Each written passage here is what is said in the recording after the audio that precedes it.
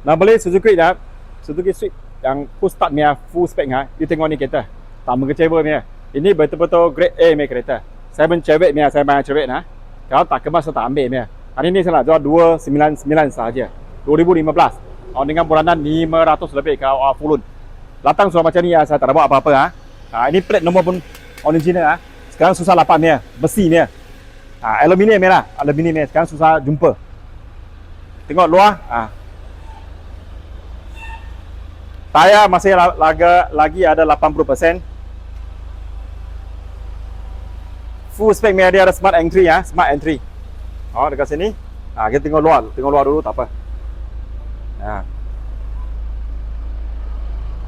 Kita tak payah bikin apa-apa ha. Sebab customer cerewet, kemas.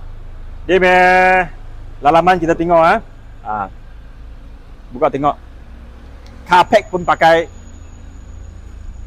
Tepo punya tu. Ini carpet yang saya ingat. Tepo punya carpet saya ingat 300 lebih satu set ini ya. Ini carpet mahal. Saya punya X70 pun pakai ini. Ini carpet mahal. Kalau yang betul-betul jaga punya kereta punya orang baru pakai ini kereta. Okey. Kasih tengok itu dia punya servis belum sampai lagi ya. Mileage dia banyak kurang 162,000 untuk 2015 punya memang 1 tahun bla-bla ribu sahaja. Multi function steering untuk full spec. Push start button. Console board dia tak sama. Dengan dia ada 4 disc brake. Dia banyak barang tak sama. Dulu beli mahal sikit dia.